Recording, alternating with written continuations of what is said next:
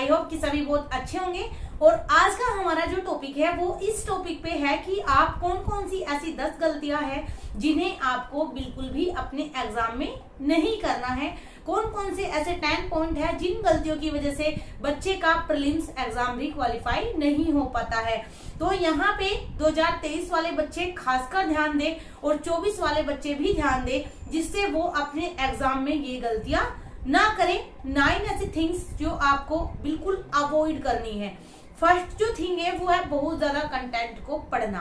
आप बहुत ज्यादा कंटेंट पढ़ लेते हैं, इतना ज्यादा कि उसका रिवीजन भी आप नहीं कर पाते हैं। फॉर एग्जाम्पल अभी जैसे आर्थिक सर्वे आया है तो उसके जो 2 वॉल्यूम होते हैं बच्चे वो 2 के 2 पढ़ते हैं, बट आप मुझे बताइए कि आप उनको रिवीजन कब करेंगे। इसीलिए आप समरी पढ़िए। ऐसे ही सेम चीज मैं आपको बताऊंगी, जो आपका स्पेक्ट्रम बुक होती है आपने उसको मल्टीपल रिवीजन पहले कर रखा है, अब आप उसके पीछे जो समरी है आप ओनली उसको खींचिए और अपने जो आपने शॉर्ट नोट्स बनाए हैं प्रीलिम्स के लिए आप उनको कीजिए। फॉर एग्जाम्पल जो हमारे ग्रुप के बच्चे हैं उनको 32 पेजेस में जो नोट्स दिए गए हैं स्पेक्ट्रम के, उनको उसी को ही मल्टीपल रिवीजन करना है। मैं तो आपको टारगेट में करा ही रही हूँ, उसके अलावा भी आप खुद से उनको जब जब आपको टाइम मिले आप उनको रिवीजन करते रहिए। बहुत ज्यादा कंटेंट पढ़ने वाली गलती बिल्कुल भी नहीं करनी है। जैसे होता क्या है कि कुछ एस्पिरेंट पूरे साल करंट अफेयर पढ़ते हैं और इस टाइम पे भी वो वार्षिकी बुक पढ़ते हैं। जब आपने पूरे साल करंट अफेयर करी है तो इस टाइम पे आपको करंट अफेयर अगेन करने की जरूरत नहीं है।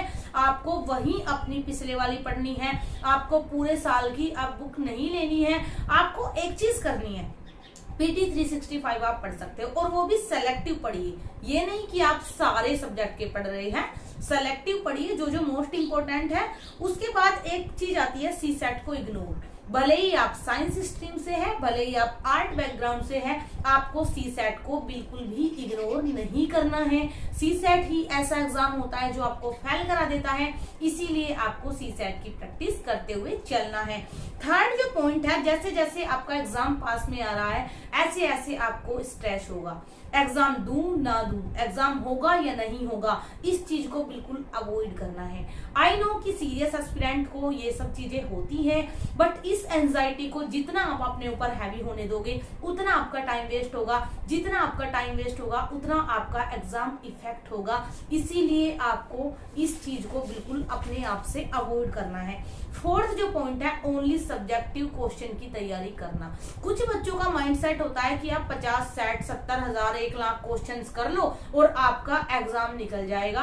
तो यूपीएससी में ऐसा बिल्कुल भी नहीं होने वाला है। टेस्ट सीरीज से भी क्वेश्चन आपको नहीं मिलते, केवल आपके टॉपिक्स तैयार होते हैं। सेम ऐसे ही आप अगर सोच रहे हो कि आप हर सब्जेक्ट के अगर आप 1 लाख क्वेश्चन कर लोगे या 50,000 कर लोगे तो आपका एग्जाम क्वालिफाई हो जाएगा, तो इस चीज को आपको नेग्लेक्ट कर देना है।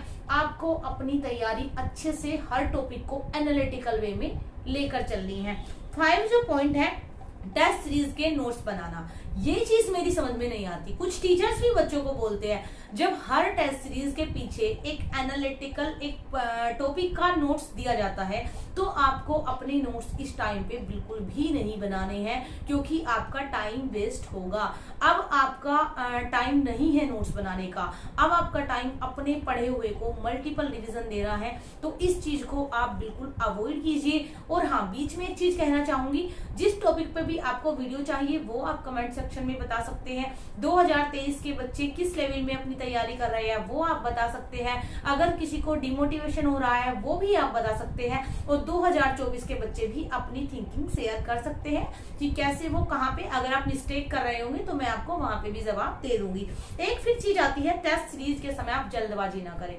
होता क्या है, आप टेस्ट सीरीज इतनी जल्दी करके टेस्ट सीरीज देते हैं, मतलब जैसे जल्दी से मेरा मतलब है कि अब से पहले कुछ बच्चे करने लगे हैं, तो आप अपने माइंड को थोड़ा सा शांत रखिए। क्योंकि अगर आप उसमें कम नंबर आएंगे तो भी डिमोटिवेट होंगे, उसमें ज्यादा आएंगे तो आप हवाओं में उड़ जाएंगे।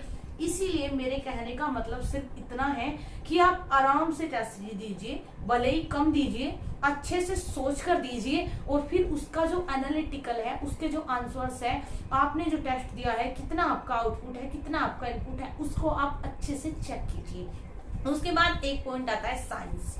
जो बच्चे आर्ट साइड के हैं वो साइंस को बिल्कुल भी नेग्लेक्ट ना करें। ये आपकी सबसे बड़ी गलती हो जाती है कि बाकी सब मेजर सब्जेक्ट के साथ जो माइनर सब्जेक्ट्स हैं उनको आप छोड़ देते हो। तो साइंस के क्वेश्चंस कई बार 10-10, 11-11 भी आ जाते हैं, इसीलिए साइंस के क्वेश्चन को आप अच्छे से तैयार करके जाए। इस चीज को आप बिल्कुल भी इग्नोर ना करें। एक चीज आती है फिर कॉन्टिन्यूटी। देखिए, भले ही आप 4-5 घंटे पढ़े, भले ही आप 2 घंटे पढ़े, भले ही आप कितना भी पढ़े, बट आपको अपनी कंटिन्यूटी बनाए रखनी है। इस पॉइंट को मैं 100% मार्क्स देना चाहूंगी। ये सबसे ज्यादा जो मोस्ट पावरफुल पॉइंट है आपकी एग्जाम की प्रिपरेशन में, वो आप इसको बोल सकते हो। आपको अपनी कंटिन्यूटी बिल्कुल भी नहीं टूटने देनी है, ये आपकी बहुत बड़ी गलती हो जाती है। एक फिर चीज है, प्री एग्जाम के बीच का जो टाइम होता है उसमें बच्चे क्या करते हैं, एग्जाम देके आए, आंसर की चेक कर रहे हैं, टीचर्स पेपर लेके बैठ जाते हैं। ये नहीं, कुछ टीचर्स तो बीच में ही लेके बैठ जाते हैं। जो एक पेपर होता है ना, उसके बाद सेकंड पेपर होता है, बीच में ही बच्चे टीचर्स की वीडियो देखना, मैंने देखा है कोचिंग सेंटर पे, वहीं पे स्टार्ट कर देते हैं। फिर आपका जो, अगर उस एग्जाम में आपके क्वेश्चंस कुछ गलत हुए हैं तो आपका सही वालों पे ध्यान नहीं जाता, गलत वालों पे जाता है, और फिर आपका सीसेट भी इफेक्ट करता है। इसीलिए आपको किसी भी आंसर की में, किसी भी चीज में नहीं पढ़ना है, क्योंकि यूपीएससी की अपनी आंसर की होती है। बिना टाइम को वेस्ट किए आपको मेंस की प्रिपरेशन में जुट जाना है और अपने अगले एग्जाम की, यानी अपने मेंस की प्रिपरेशन स्टार्ट कर देनी है। यहाँ पे टाइम वेस्ट करना आपकी बहुत बड़ी गलती हो जाती है, क्योंकि अगर आपका प्रीलिम्स क्वालिफाई हो जाता है तो मेंस के लिए भी आपको काफी सारा पढ़ना है। इसीलिए आप ये गलतियां बिल्कुल भी ना करें। And now thanks for watching, keep supporting, keep loving, and now bye.